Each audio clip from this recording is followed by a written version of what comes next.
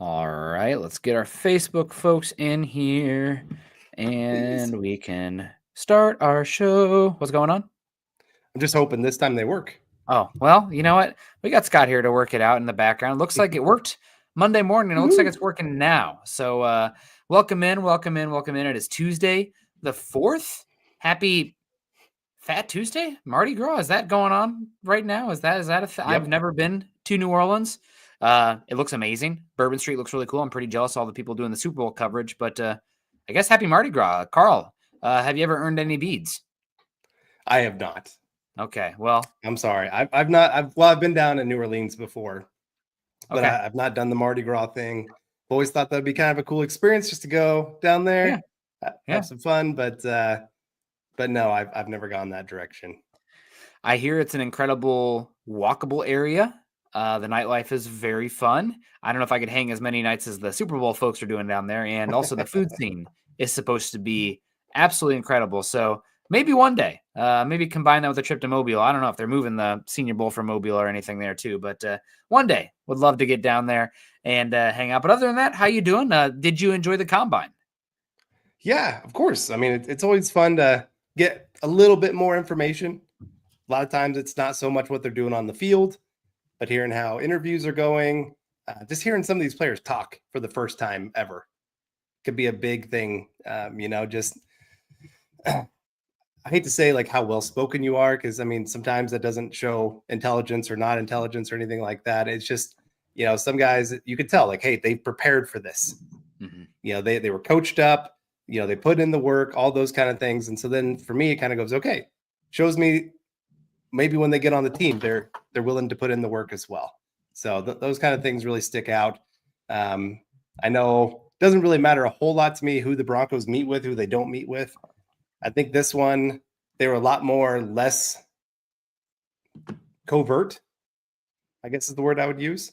Mhm. Having tight ends, having running back, having defensive linemen as most of their interviews.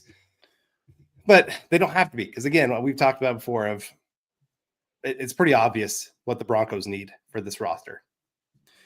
Yeah, it is obvious, but also there's options at 20. And we'll talk about that today with the two mock drafts we're going to go over, the two main mock drafts we're going to go over from the industry, Dane Brugler's as well as Jordan Reed's at The Athletic and the ESPN, respectively. Two of the nicer guys in the NFL draft circuit as well. So shout out to them. Good people. It's good to support good people. And speaking of good people, we got Papa Bear, $2 saying, good evening, Broncos country. Let's go, Bo. Thank you so much, Papa Bear, for hanging in, joining with us. Got the super chat in here even before the show started. So he's making an investment on us that we're going to have a good show here today. So appreciate that so much. We also got Michael Ronquillo coming in. Sunrise, sunset, full moon, whatever, maybe earning some beads. Who knows? Michael Ronquillo, great to see you out here. Tucson, Arizona. Of course, he says good evening. And he already is getting in here on our other topic today. No on wide receiver Davante Adams. So former Fresno State Bulldog to the Packers, to the Raiders, to the Jets. Now he's been released from the New York Jets, going to be a free agent. And he's on the open market and potentially one of the few viable wide receivers on the open market. And why are we talking about him? Thank you so much for the super chat here, Michael, to lead us into the conversation. Is that it was Jordan Palmer, who, I mean, as good as any NFL insider out there. I mean, he's got his ear to the ground, especially in the wide receiver side of things, because he does a lot of work with Steve Smith. So I feel like Palmer's got like an extra good eye as far as or a thumb on the pulse of what's going on with the wide receivers. And he listed, according to our his interview here today, and also Zach Kelberman, Mile High Huddle's own, was writing it up for Mile High Huddle. He tweeted out that the landing spots for Davante Adams were the Denver Broncos, the Los Angeles Chargers, the Pittsburgh Steelers, the Kansas City Chiefs, and the Green Bay Packers. So interesting with the Broncos being listed here, because all these other teams have been very seemingly loud and boisterous with their need to upgrade the wide receiver position. And then there's the Broncos, who every chance they're kind of broached with the wide receiver conversation. It's, well, we really like our guys. We like the young guys. We got Cortland Sutton here, blah, blah, blah. So interesting to see the Broncos in the conversation with a Davante Adams, considering what the Broncos have been putting out there, Broncos PR, big media, whatever you want to call it, as far as how they feel internally about the wide receiver room. Yeah, I mean, that might be one of those positions the Broncos are trying to keep things a little bit more under wraps of what they really want to do. I think you and I would both agree we can like some of the young guys they have, but we also don't think it's a top 10, top 5 unit in the No. NFL. And if you want to help your young quarterback out, it's not just about adding to the tight end room. It's not just about adding to the running back room. It can be adding another wide receiver that can add something that you don't have right now. And I think Devontae Adams, probably his best route that I watch him run is the quick slant. Broncos don't have anybody that can do that consistently. Cortland Sutton, honestly, I would say that's his worst route that he runs. It's his most inconsistent one, I would say. He can run it decently, like the route itself, but his catching the football, for some reason, like he's just worried about that safety or linebacker coming up and hitting him in the middle. It's a tough route in the NFL because there's a lot of traffic when you're making that catch. And so Devontae Adams does it as good as anybody in the league. It would be a nice thing to have, but he is 32, probably going to want in that $30 million a year range. Oh man, you think 30? I mean, Well, the wide receiver market's about to be funky because it's not a good wide receiver draft. You have T. Higgins getting tagged, and it sounds like Chris Godwin is going to get a pretty decent contract from Tampa Bay or somebody else just because the demand is very high for the position. Wide receiver is already, I believe, the second. Now it's become the second highest paid average position in the NFL. If it's not that, it's edge rusher. They're neck and neck with each other.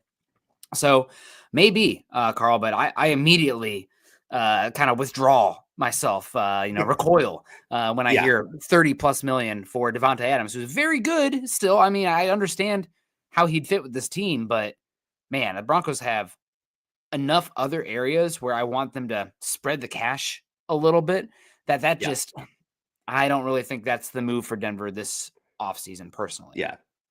If he was coming in closer to 20 million, I would get into the conversation. Yeah.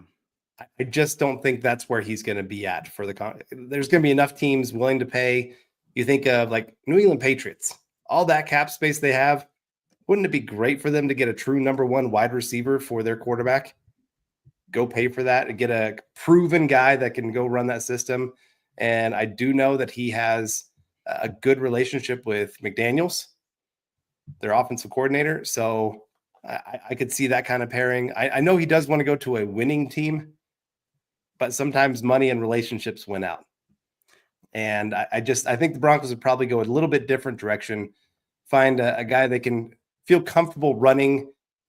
Like I said, I think those slant routes are one of the biggest things they're missing because Sean Payton loves to do that, to be able to attack the middle of the field with that. And maybe you can find that with the tight end where they can do some of that for you. Maybe we'll find that in our draft stuff that we talk about here in a little bit. But yeah, I think the money's going to be the reason he is not a Denver Bronco. Yeah. Interesting he's listed there. And yeah, we really do appreciate Zach Kelberman finding that, James Palmer and everything. But Devontae Adams at this point, he's kind of a top dog, not the number one wide receiver anymore. We're long gone from the days where, he's given the peace sign to Patrick Surtain and the Raiders. The momentum's changed there for the Broncos, luckily. But when he's coming out of college, I think a round 2 pick, maybe even round 3. I think it was round 2, paired up with Derek Carr there. Would you say he was an underdog coming out? I mean, not a first round receiver, but maybe an underdog. Yeah, I will definitely put him in that category. And talking about underdog, this basketball season, when your favorite star scores a bucket, we're going to give you an alley-oop opportunity to win money from watching sports with Underdog. Underdog is one of the leading sports apps, and you can play now in your state. Do you want to win up to 1,000 times your money? You can with Underdog. To play, choose whether a player will go higher or lower on one of their stats, such as points, assists, rebounds, and more. Underdog's got all your favorite leagues, teams, and stars to choose from. Create entries with all basketball picks or mix and match across other sports as well. You can play with just as little as $1, and if you get everything right, you can win up to 1,000 times your money. So turn $1 into 1,000 just with your hoops knowledge. Download the Underdog app and sign up now using the promo code MHuddle to unlock a special offer of up to $1,000 in bonus cash when you make your first deposit. Join in on the fun when you sign up with the promo code MHuddle. Claim your special offer today and get up to $1,000 in bonus cash instantly upon your first deposit. Must be 18 plus, 19 plus in Alabama and Nebraska, 19 plus in Colorado for some games, and 21 plus in Massachusetts and Arizona, and present in a state where Underdog Fantasy operates. Terms apply. Void in Colorado. Concerned with your play? Call 1-800-GAMBLER or visit ncpgambling.org. Arizona 1-800-NEXT-STEP or text NEXT STEP to 53342. New York, call the 24/7 Hope line at 1-877-8 Hope and Y or text Hope and Y. So moving on here, back to Devontae Adams. But first, even before that, I want to say hello to everybody coming in here. Of course, we got Dylan in the background. Good to see you, Dylan. Appreciate you. Always looking good. We got David saying, evening, ladies and gentlemen, a Mile High Huddle. So who do you guys think will be the backup quarterback, Wilson or Stidham? It's Wilson for me. I think Denver would like Wilson back. I think that Wilson's going to have a larger market than Stidham, and I think it'll end up being Stidham in the end. But I think Denver would love to have Wilson back. What do you think? Yeah, I think Wilson will have an opportunity to go start somewhere. He's still young. Yeah. At least, yeah, he's going to compete. You think about the quarterback market this offseason when you've got like Aaron Rodgers, maybe Geno Smith will be hitting the market. The draft right now, coming out of the combine, talking about information, it really does seem like it's Cam Ward and not much else. You know, Shedeur Sanders, I know there's probably a lot of Colorado Buff fans in here, and I'm sorry, but the NFL does not view him as a top 5 draft pick kind of guy. Now, he might still go there, but it doesn't sound like a lot of teams have him rated as highly as a lot of fans maybe have him at this time. So, yeah, I could see Wilson getting an opportunity of a team saying, hey, we're not getting a quarterback this year. Let's just take a chance on this kid. Maybe he really does live up to the hype. Maybe a year with Sean Payton revitalized him, taught him how to play NFL quarterback. And Stidham, when I was listening to his end-of-year presser, you could kind of hear a guy that is okay being a backup the rest of his career in the NFL. Mm-hmm. He seemed he's arrived at that conclusion. This is who I am. Mm-hmm. You know, I think of like a Jacoby Brissett. He knows that's who I am in the NFL. I can do some spot starts.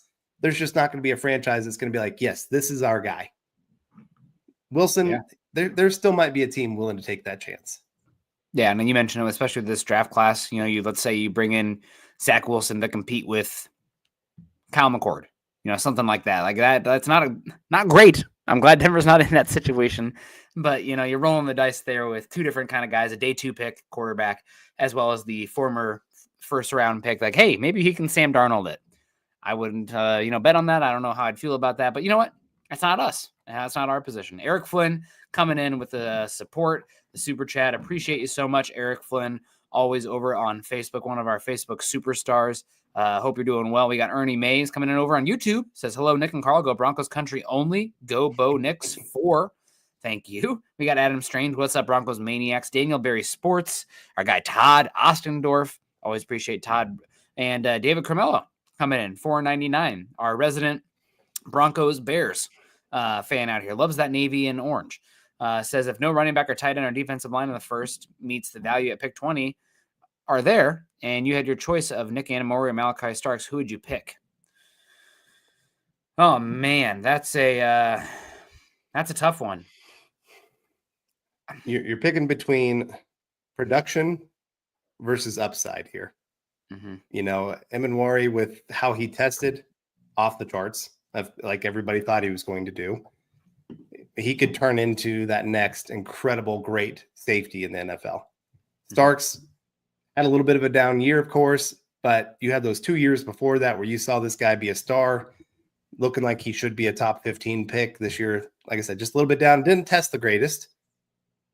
So you got a few questions there with him.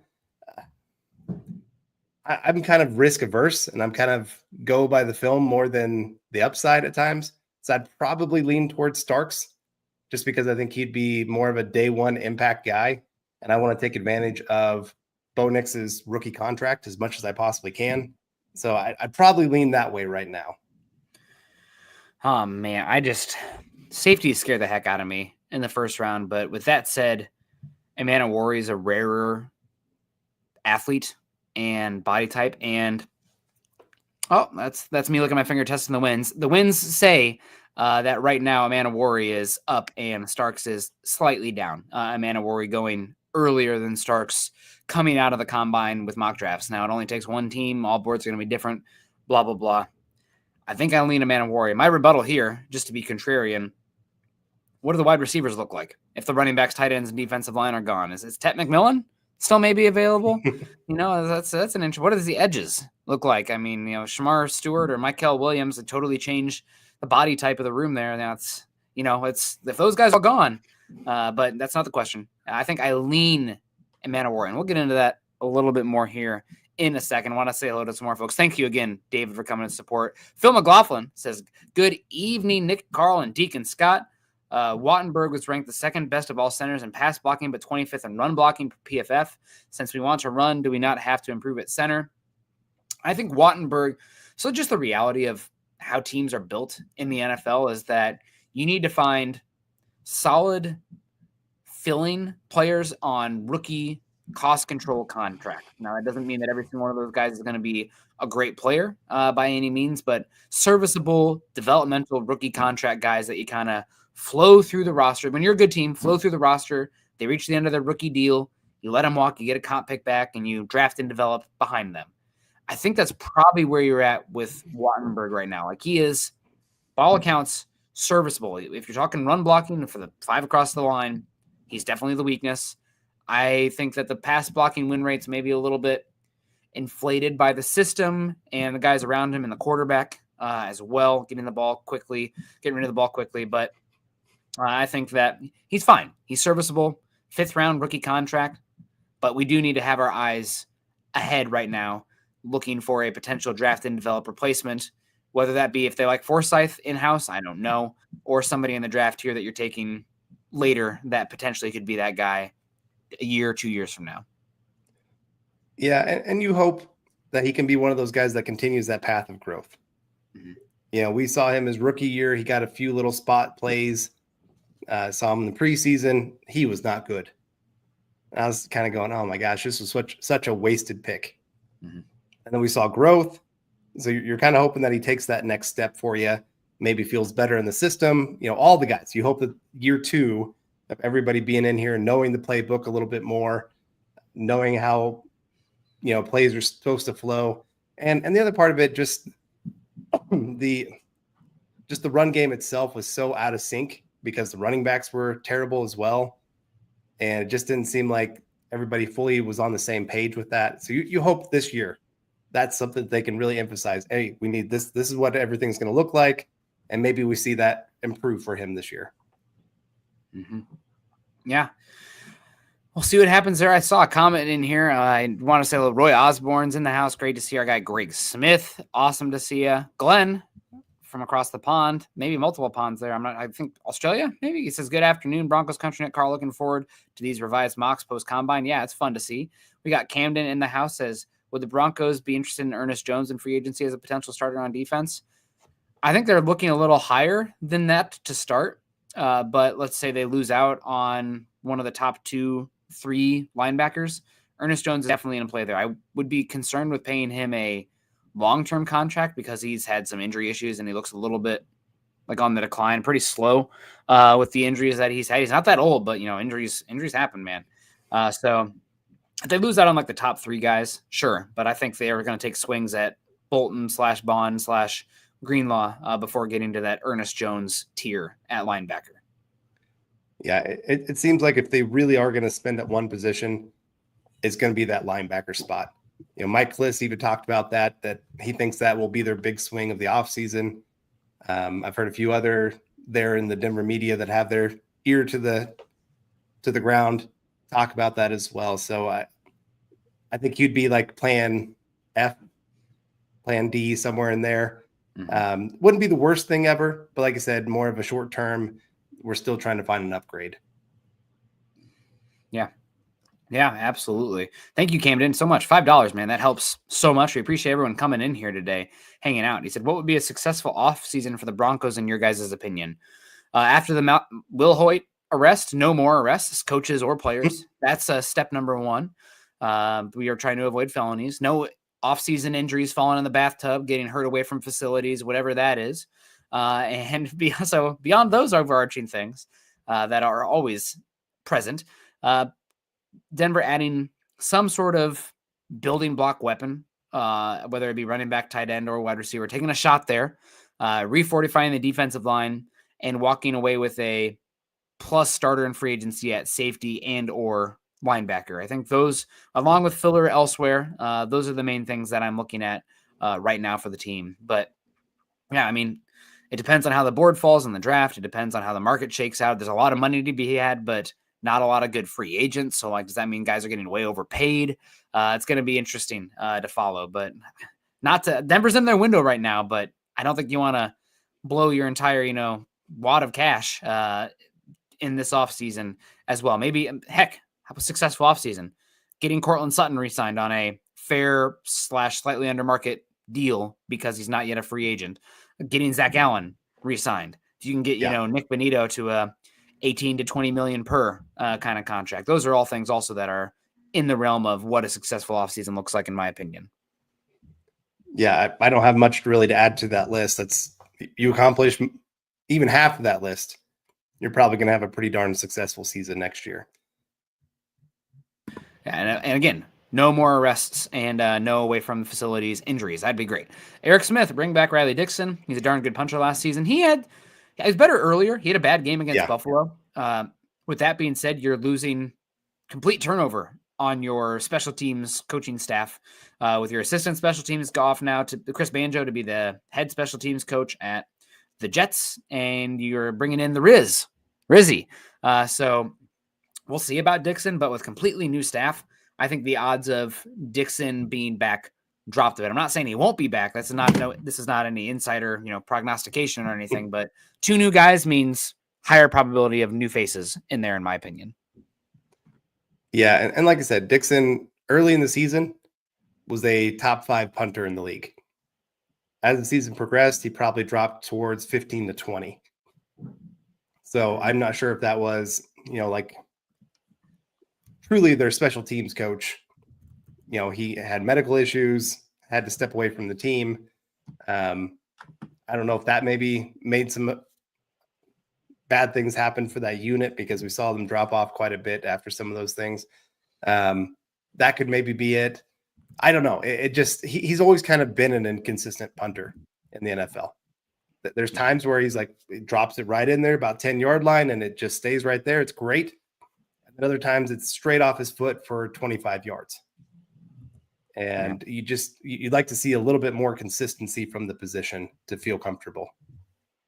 Mm-hmm. Yeah. We'll see. I got Todd coming in here talking about one of my favorite guys here. Todd coming. I'm going to have to, this personal. Says, talk about Besh instead of a tight end is silly to me because Besh is way too small to play the tight end position. Jaden Higgins would be better suited to convert, but would need time to add weight and muscle. Higgins is an X with some big slot ability, but I think his best value is probably still from the X from beating that press. The thing about Besh is he's not necessarily a tight end. Like, you're not going to get the inline H-back stuff, but if you're talking about a F role from the wide receiver tight end position, he can play that. And it's more so you're talking about the Sean McVay school of thought with building your offense and personnel, where you have a wide receiver who blocks well enough detached from the line of scrimmage that they essentially can function like a tight end, but they are actually a wide receiver. So you're talking about, again, Cooper Kupp, 6'2", 205. Chris Godwin, another really good F option, 6'1", 210. Jack Besh, what did he weigh at the combine? He probably about 210, 215. So yeah, again, he's more of a Z/slot that can play the F spot. But if you want to be 11 personnel that can block like 12 personnel with like the detached tight end, then Besh fills that role pretty well. So it just depends on how you want to look and how you want to blur the lines between 11 and 12 personnel. But I really like Besh. Really tough player, catches the ball in tight spaces, and a very good blocker, whether it be from the Z or the slot. 214 pounds is what he came in at. So pretty much spot on there for what you're looking for.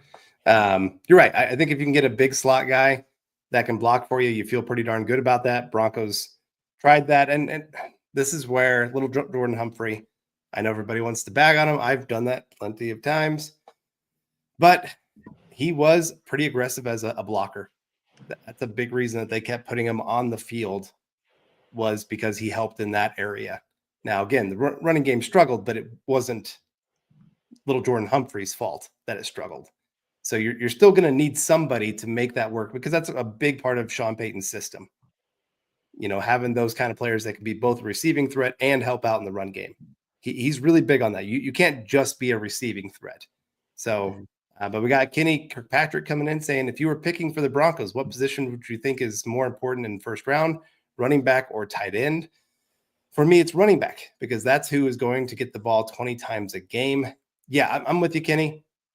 I would lean towards running back, just because Sean Payton, if you can find a guy that can help in the pass game as well, they're going to get a lot of touches. They're going to make a huge impact on both the passing and run game, more so than a tight end could at this point. And I know you've talked a lot about it before, of the analytics of how much value does a tight end really bring. There's only a few in the game that truly bring plus value to their roster.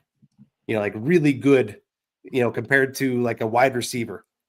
You could have the 40th ranked wide receiver and the 6th ranked tight end. The 40th ranked wide receiver is probably bringing more value to your team.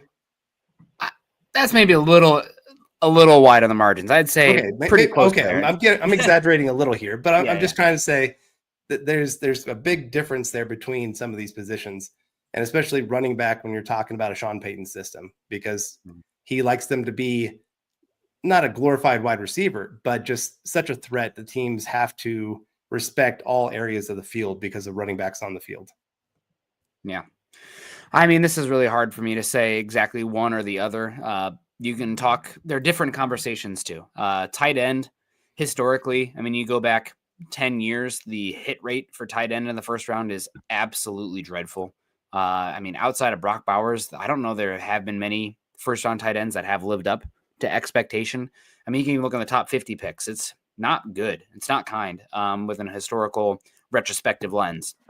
But with that said, getting a true difference maker at tight end is a more rare player, a little bit more longevity. So the scarcity of a difference maker tight end in that perennial top 5, top 8 mold is probably more valuable than the running back over like a 10-year perspective.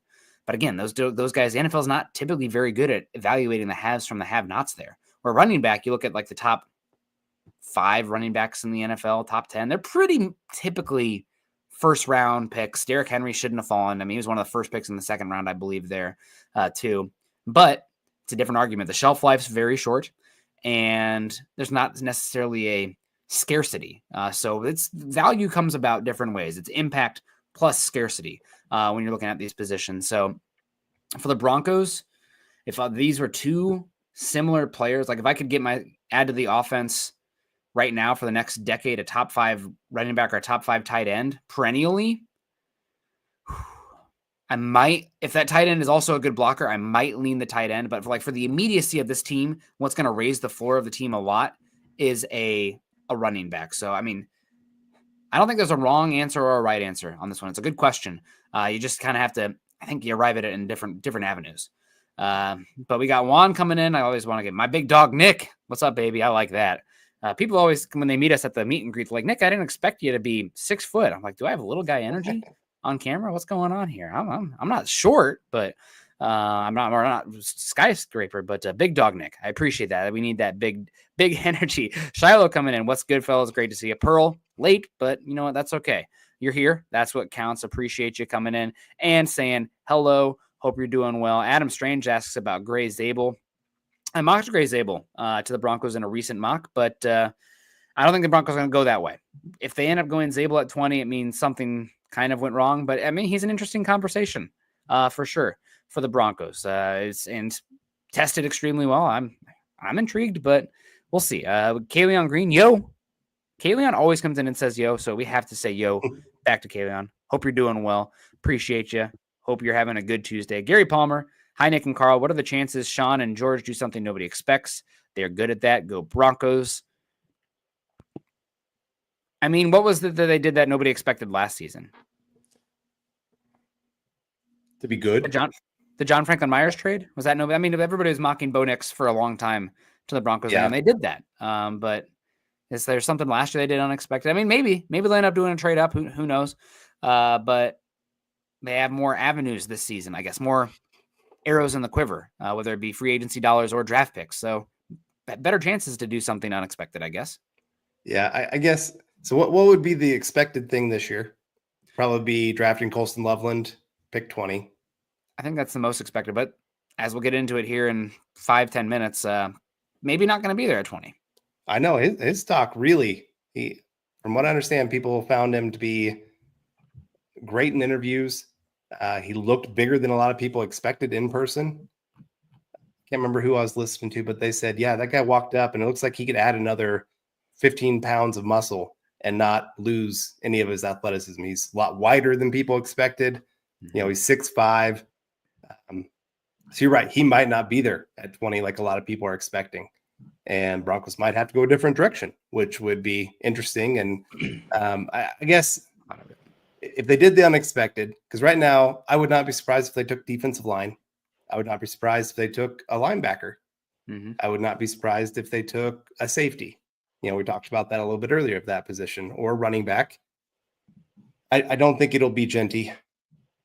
The more, especially after the combine, the odds of him getting to 20, pretty darn slim at this point. But there's a lot more talk of other running backs now being in the first round conversation. So Amari and Hampton, would you be okay taking him at 20?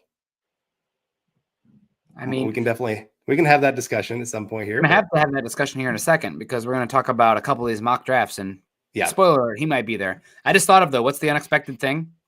The Broncos trading down from 20.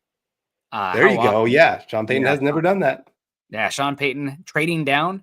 Let's say those three guys are off the board, and Warren, Genty, and Loveland, and Denver trades down 5 to 15 picks. That's unexpected. I mean, I'd love it. I'm about it. If you don't love what's there, move back. That's great. But that's one that would be interesting. We got Phil coming in, says at 20, these guys are available. Who you taking? Loveland, Genty, Hampton, or Manawari? I'm probably taking Genty there, but I think if I had to stack them, it's probably Genty, Loveland, and Manawari, Hampton. But all good options. I feel like I don't love the Hampton one as much at 20, because he doesn't scratch the plug your ears, Scott, and everybody's over the word, but he doesn't scratch the Joker itch as much. He's more of your Mark Ingram, Deuce McAllister. A more contemporary example would be David Montgomery and what Ben Johnson did with that Eagles team. Hello, Sean Payton, Bite Dan Campbell disciple, right? I think that's kind of the model we're going for here. But yeah, I think I probably would lean Genty there.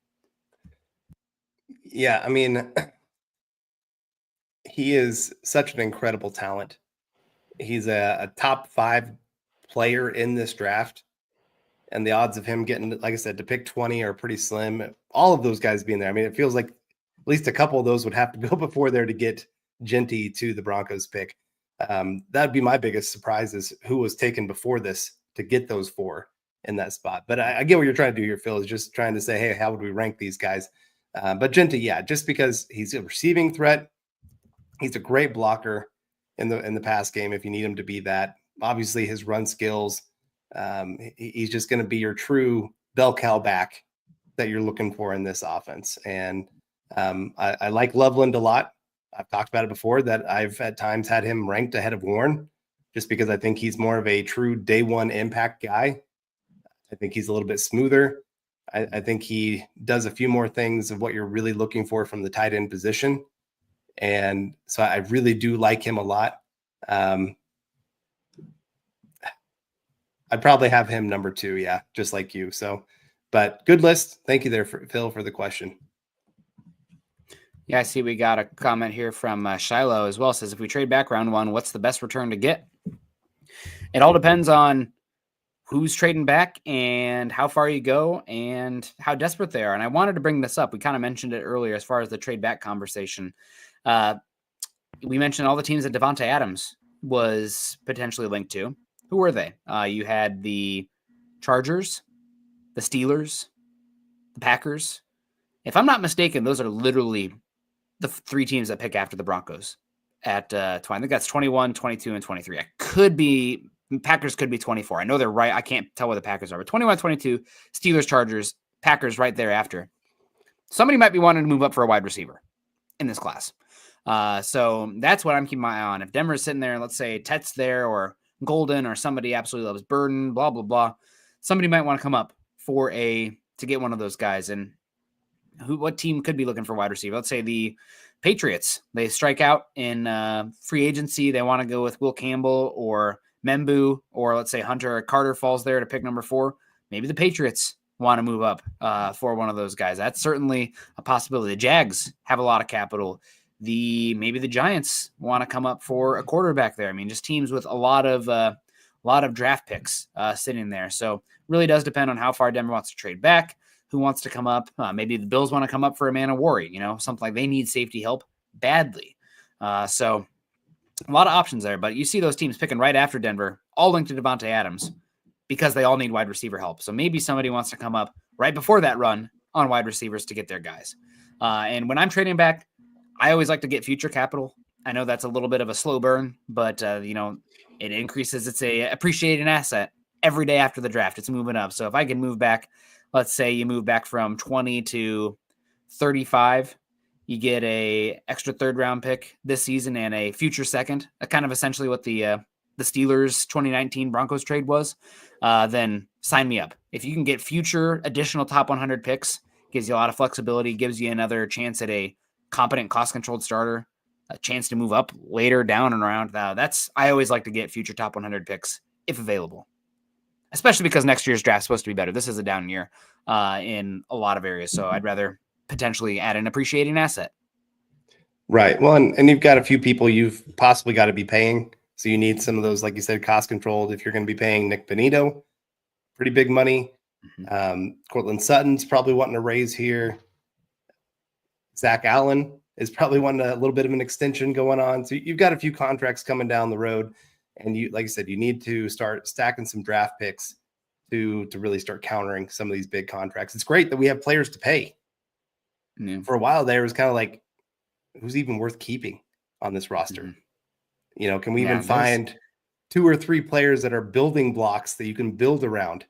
And we were struggling to find names for that. And so now you're kind of going, wow, okay, it's great. Got all these players, but now we got to figure out how to make this cap situation work. I'm looking at like Philly. They had to cut a couple players today. Now, yes, they did just pay Saquon Barkley, and you can manipulate the cap quite a bit. But Chiefs, they're going to lose a couple players. They could be looking at a tough chance to repeat what they did last year. They were already having kind of a pretty lucky season at times in the win-loss category. And now they're going to lose a couple players from that. How much does that really impact them? Do they go from only losing a couple games to being like a 10-7 kind of team? I mean, they still have great coaching. They still have Mahomes, so they'll be fine. But this is kind of the problem when you start winning and having to pay everybody. There's times you got to start making some of those decisions. Thankfully, the Broncos aren't having to be at that place yet. But you don't want to get there quicker than you have to. Yeah. And the other aspect I want to talk about trading back and getting future assets is that some teams are desperate to win right now. And the Broncos with Sean Payton, George Payton, and Bo Nix, this is a team that has a lot of stability. So they don't need the instant ramification now. That said, you're in your window right now, but if you can get a little bit of extra capital value, it's something that I really like. And speaking about, what the Broncos do at 20, we have 2 big mock drafts that I want to talk about today. And guess what? They both weren't Colston Loveland at 20, which, that's definitely the favorite. But coming out of the combine, Loveland seems stocked to be higher. And man, just all the talk, Tyler Warren and Ashton Genty and Colston Loveland, both these mock drafts, Jordan Reed and Dane Brugler, Jordan Reed, ESPN, Dane Brugler, The Athletic, had Genty, Warren, and Loveland slotted the exact same teams. So I don't know how much that matters, or if that's just, connecting dots, or maybe there's something to it there, but we had Genty, Broncos country, the guy I probably want the most that I've, potentially realistic, going 6 to Las Vegas Raiders. Raiders have pretty good offensive line in place right now, good infrastructure. We know that Pete Carroll wants to run the football. Chip Kelly wants to run the football, of course. So Genty going 6, a little bit of a bummer there, but, are the Raiders a running back away, especially now that they're quarterbacks and who knows what? I feel like you're kind of burning him there. I feel bad for Genty in that situation. He's going to put up stats, but not a lot of wins, I don't think. Cherry on top of that running back. Then we get to Tyler Warren, both mocks, consensus, a 9 overall to the New Orleans Saints. Now, we'll see what happens with the Saints. There's been some talk that the Saints want to trade back. You have a long leash here with Kellen Moore and a team that's in some financial hell. They need a lot of picks to get out of this financial hell. So we'll see if they stick there at 9. But a lot of people want to trade back this draft, it seems like. So 9, Tyler Warren to the Saints. Then after that, 14, Indianapolis Colts, Colston Loveland. So Broncos, I don't want to say in some trouble, but sitting at 20, top 3 favorites for the position gone. Let's talk about Dane Brugler's mock first. We have the 20th overall pick, Omarion Hampton, running back, North Carolina. Dane Brugler writes, be it a joker, pass catcher, or a dynamic back, there is a good chance Denver will be hunting for an offensive difference maker here. At 221 pounds, Hampton ripped off a 4.46 40 and a 30-inch vertical, numbers that reflect the explosion he shows on the field. So Omarion Hampton, guys who went off right before, you had Mike Green, edge from Marshall, Jihad Campbell, linebacker, Alabama, Will Johnson, cornerback, Michigan, Donovan Ezeraku, 16, the highest I've seen him, going to Arizona, Jalen Walker to the Falcons at 15, Nick Amanawari going 13 overall. You had Tet McMillan going 12 to the Cowboys. Right after the Broncos, you have Steelers going Shadur Sanders, interesting. Matthew Golden to the Chargers at 22. Derek Harmon, defensive tackle, Oregon to Green Bay. Kelvin Banks to the Vikings. Gray Zabel to the Texans. That one's getting some steam. And Emeka Egbuka to the Los Angeles Rams there. So Kenneth Grant falls at 28. He'd be one I'd be interested in there for the Broncos, who falls a little bit. I'm surprised to see Dane have him that low. We'll see if there's any more trend to that. But Omarion Hampton, your thoughts there, Carl? I mean, he's a great player. I love watching him run the football. He looks like he shot out of a cannon. And there's definitely times where you're watching some of the Broncos running backs last year where it's kind of them just kind of, my coach always called it happy feet, where you don't know where the hole's opening up. So you just kind of move your feet, just keep them moving, and you're just kind of waiting, trying to wait for it to see it open. Where the best running backs are the ones that just can feel it, where it's going to be and hit that full speed. He can do that. He's got definitely better vision than Javonte Williams had coming out. I know a lot of people are going to be like, another North Carolina running back? We can't do this. They're very different runners. Just the athleticism of Hampton adds to it. And, I always think of some of those arcade games. Why am I? Blitz. Where you're hitting the ball and it's just, going everywhere. Why am I spacing on this? Not Pong. It'll come to me, but anyway, it's like that where you just hit the ball. It's going off and lights are going everywhere, and that's just kind of pinball. What he's pinball. There we go. Oh my gosh, I'm really, my brain is not functioning here today. I only had 1 cup of coffee today, times 5. But anyway, he's kind of that way. Like he's just bouncing off. He's just going everywhere, and teams having to see him back there running the football, that becomes a true threat where teams have to actually respect it. There were just so many games last year where teams were like, please run it. Like, we know you can't do it. We know this is only going to go for 2 yards because your running backs can't do anything. Mm-hmm. And you got a guy like Hampton, that changes the numbers for the box and how teams have to play you. Yeah, I mean, you listen to anybody boots on the ground in Indianapolis, but also listen to George Payton and Sean Payton, not big fans of the running back room right now. And I know that we all want the Joker, but as we talked about earlier, they also need a Mark Ingram, Deuce McAllister type. I mean, if they drafted 2 backs or they signed a back and drafted 1, I would not be shocked. I think that McLaughlin and Estime, not saying your days are numbered, but you're going to have to compete for anything you get right now. Hungry dogs throwing in a scrap. You get what you earn in that one. So we'll see what happens. But Omarion Hampton, I know it's the easy helmet scouting stuff. I do have some Javonte Williams patience / vision concerns with him from time to time. I feel like if like another lane opens up, he has a hard time redirecting. He's a little bit almost like too downhill sometimes. And I don't know if he's got that ability to feel it out and kind of with the pace. Like Caleb Johnson, you watch, and his pacing and his feet are incredible. Omarion Hampton's a little bit just more smash downhill. running like actually they call it downhill because of momentum, but it's hard to change your direction when you're doing that. So I do have some issues with that. Also, he's got work to do as a pass protector, and he's definitely not going to make anybody confused for a joker out there. Like, he can take the dump off stuff and whatever, that's fine. My last part is like, it feels like a really good doubles hitter, like, and that's great. Like, if you can get a running back that is explosive enough and can make one guy miss and get you 20 yards, 25 yards, that's great. I feel like he lacks creativity in the open field, which limits him as a pass catcher, but also as a runner. And sometimes there's like a guy in the open field, like he could change his pace or his footwork or something, just to kind of to put them on a string, right? And there's another 10, 15 yards there. He's going to run into them instead. So I wish he's had a little bit more open field nuance. But yeah, go ahead. I would definitely want to pair him with a later round pick that can be a receiving threat. Yeah, like this would be one of those. Ty Johnson, maybe they do it in free agency too. Right. Yeah, that could be where you go to. But we got Camden coming in with that question of if the Broncos fail to get a starting running back or tight end in the draft, could you see them trading for someone like Mark Andrews or Travis Etienne? So I think especially for the running back position, the Broncos are going to want a veteran. And I think they're probably going to get that solved before the draft. Just so that they know, hey, we don't have to reach for a guy. We don't have to go crazy at pick 20 if we don't want to. We don't have to get desperate for the running back position. And so there's a few names that I know have been linked to the Broncos. Aaron Jones is one of those, and which I'm good running back, a little bit older, got a lot of usage over the last few years, but he's a guy that knows how to find the end zone. And he just, like I said, he'd be good, but not great for the team. And it all kind of depends on the contract. Now I'm a little bit concerned after the Barkley contract came in. What's going to happen to the running back market?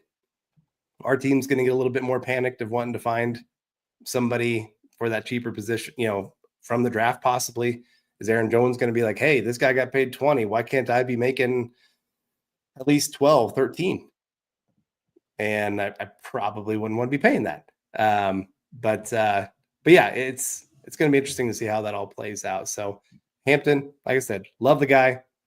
If he was taken in the first round, I'd probably consider it a little bit of a reach for the Broncos. If I'm being honest, I probably do like Caleb Johnson a little bit more, just because I think he offers a little bit more all-around game for you. Maybe not that initial explosion ability like you see with Hampton, but overall game, I think he would be a better fit for what the Broncos are looking for. I don't hate it. I'd much prefer to like a trade back 10 picks and see if he's still there, or 5 picks even, and just, reassess the board. But that's just me. We got Phil coming in, says second round, Fannin, Blue, or Harvey. Who we getting? I wouldn't like any of those guys with this pick 51. I'm going to be honest, Phil. I think all those guys are much more round 3, round 4 kind of guys. So options. Sure, I wouldn't mind drafting them at some point, but 51 is rich for me personally. Yeah. I really like Harvey, that explosive ability that he has for sure, but I don't know. He hasn't shown enough to be truly second round. And there's other running backs that I could be on board with later in the draft and be completely fine with.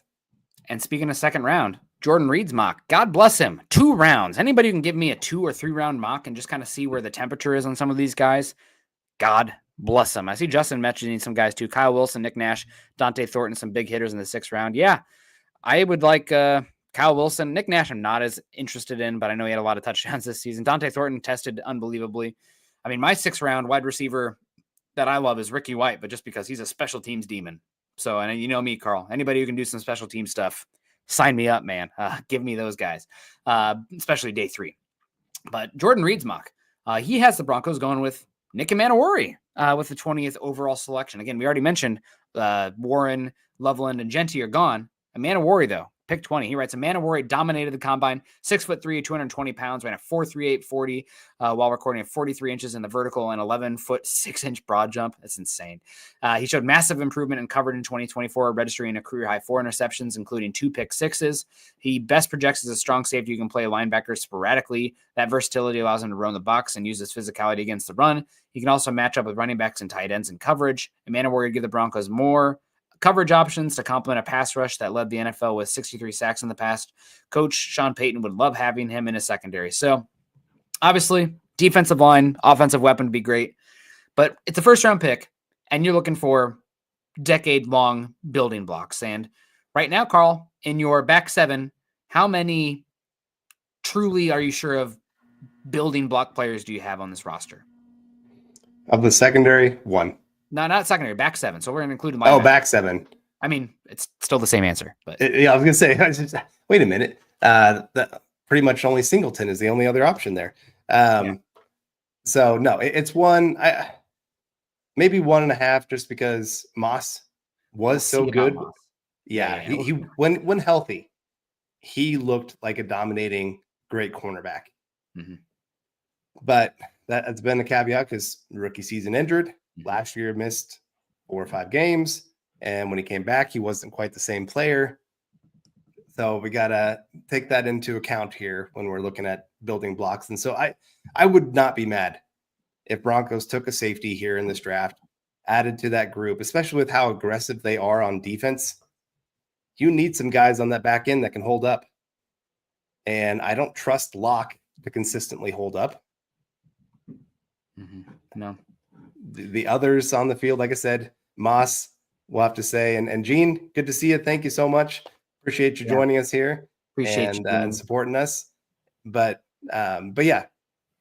Oh, we got Michael coming in saying, hi, guys. Didn't know you were on. Thank you as well. Shout out to Michael real quick. I know I'm cutting you off here, but Michael sent me and potentially Scott too, but I know for sure me, a goodies box from Puerto Rico with coffee and island treats. And I opened this box yesterday. I got it yesterday, and I saw like on the bottom of the box was another note that said "Happy belated birthday, Nick." And I thought it was just nice little manila note on the bottom. And he emailed me, "Did you like the autograph?" I'm like, "What?" So I opened it, and it was a happy birthday note from Iowa football coach Kirk Ferentz, wishing happy birthday to Nick. So wow, I don't know. What do you even say to that? God bless you, Michael. I was. Things are kind of crazy right now in the world, and I don't know what's going on with my time in Seattle and everything, but that was a freaking ray of sunshine in a wet darkness that is winter in the Pacific Northwest. So God bless you, Michael. That really was unbelievably nice and kind of you. I don't even know what to say. I don't even know what to say. So thank you so much, Michael, as always. Also, he sends me, I think I could eat 300 of these, Carl. They are guava moon pies, marshmallow moon pies. Oh my God. They are so good. But thank you. Cutting you off. I know we got to get going here. 2-round mock. So Broncos get a safety, Amanda Warrior. They need a difference maker. You want to build for 3 difference makers, building blocks in your back 7. Right now, Denver has 1.5. Amanda Warrior makes sense for that argument. So does the linebacker, safety linebacker. I get it for where the Broncos are at. And guess what? You know what? When you do that at pick 20, you still have day 2, where you can get yourself a tight end, a running back, a joker option dice roll. And that's what Jordan Reed predicts here. Pick 51, the Broncos going with tight end, Miami, Elijah Arroyo. He writes, a versatile tight end has been a staple of Sean Payton's offense dating back to his New Orleans days. Arroyo has plenty of potential at 6'5", 250 pounds. His breakout 2024 campaign showed how he can put linebackers in a bind by beating them in coverage, while also scoping out holes in zone coverage. So you had Elijah Arroyo there. Guys going off right before. You had, 44 Junkins would have been interesting from Ohio State, tested unbelievably. Carson Schwessinger, linebacker, UCLA, 45. Siobhan Revelle to the Falcons. Ronte Ursery to the Cardinals. Xavier Watts, safety to Notre Dame. J.G. Tuimoloau, edge, Ohio State to Cincinnati. Jordan Birch, massive edge rusher, / potentially 4-eye, / maybe 3 technique from Oregon to the Seahawks. After the Broncos pick, you got Alfred Collins to the Steelers. Trey Harris to the Buccaneers. Jared Wilson climbing, center from Georgia. Mason Taylor, tight end to the Chargers. So, yeah, Elijah Arroyo. I mean, I don't know if Fran Duffy works for the All City Network now. He's been doing good draft stuff for a long time. He actually had Elijah Arroyo in his pre-combine rankings ranked higher than Colston Loveland as his tight end too. Arroyo had a really good Senior Bowl. He's built really well. He's a really high recruit. He's had a lot of injuries. So it's really going to come down to the medicals for him. If the medicals are clear, a lot of people thought coming in the combine, if he tested well, medicals were fine. He's got a chance to be a first-round pick. Medicals, he didn't test. We're not sure about the medicals. Falls to 51. It gives me a little bit of the ick, because that's the generation, whatever says, alpha. It gives me the ick, a little bit of the injuries. But love the profile, love the athleticism. He was a lot of fun to watch this year at Miami. And BK says, is there a Cooper Kupp clone? Well, we had our guy Ostendorf kind of bad-mouthing him earlier, but I think your Cooper Kupp clone in this class is potentially Jack Besh, maybe Alec Manor, but he's got a little bit more XF ability, but probably Jack Besh is your Cooper Kupp clone. But what do you think, Arroyo? Yeah, Arroyo, great player. I mean, especially how he closed out this past season. Some of his best work when he finally got himself healthy and they figured out how to really use him in that system. Man, he dominated those last about 4 or 5 games of this past college season. And like I said, had a great Senior Bowl. If healthy, he could be a top 10 tight end very quickly in the NFL. And so I don't mind it. I mean, I guess second round, like you said, are you wanting to take that big of a risk at such an important position that you need to get right? I don't know. And maybe this is me just because we're Broncos people. What have we been struggling with most of our tight ends? Injuries. We had Jake Butt, who a lot of people were very excited about, had a great college career, but had that injury right before he left college last game and never seemed to be the same player. Who's the guy we got from Wisconsin? He was injured quite a bit as well. Julius Thomas, great guy when healthy, was probably a top 3. Trey Fumagalli. It just hit me. Yeah. Yep. Yeah, Fumagalli. All these guys, we watched them just suffer through injuries and never get to that point of being able to say, hey, our tight end position is fixed. Mm-hmm. And so then you're going to go get a guy that hasn't been able to stay healthy in college and say, hey, but he's going to do it in the NFL. I have my questions about that. That's why he's much lower for me than Loveland. I would not have him over Loveland. Even if they were both, let's say 1-to-1, both healthy, I probably would still say Loveland over him just because I think he's shown a lot more consistency in college, showed it over a longer period of time of being a difference maker. I'd probably lean that way. But still, second round, I wouldn't hate it just because, like I said, it could be a home run for you. He really could be a top 5 tight end in football very quickly. My big thing with Arroyo and the injuries, and everybody with injuries, the Broncos especially, they've done pretty good with this new staff with the strength and conditioning and the injuries, and they pay those guys to be experts in the field, and I trust them in that sense. There's always calculated risk and everything, but if they clear him, we can be a little skeptical from this side, but I do trust the Broncos staff to have a good, educated, best informed opinion on what his output and outcomes look like. So again, from this, where we sit right now, I hear you, Carl, but just in general, trusting the medical doctors that they hired to do their job, right? Because that's why they're there. So we got Michael coming in here. Great show tonight, Nick and Carl. I'm building the Broncos. Go Bo Broncos. Thank you so much, Michael. We appreciate you. And I see Todd as well. Bad mouthing him. Todd, I was just giving you a hard time here, just because Jack Besh is one of my favorite players in this class, and I don't know if he's ever going to be a superstar, but he is going to be a good, useful player for 10 years in the league. So as an F wide receiver. So I hear you. He's not going to play in line. He's not going to give you 12 personnel in line, other than maybe, 2 snaps every 3 games or something like that. But other than that, it's fine. So Carl, there's the stuff. How do you feel about these mocks? Amari and Hampton, I got to say, I like the Amanda Worry and Arroyo one a little bit better. But I understand Hampton. I've been kind of prepping for it, but I've been of the opinion that Denver takes somebody at 20 and then trades up for Hampton, like with one of the first picks in the second round. But it seems like he's going to go pretty early. There's even talk out of the combine that some teams prefer Hampton to Genty. It's all talk, but who knows? Yeah. I'd be interested to see who would be the second round pick in that mock. Yeah.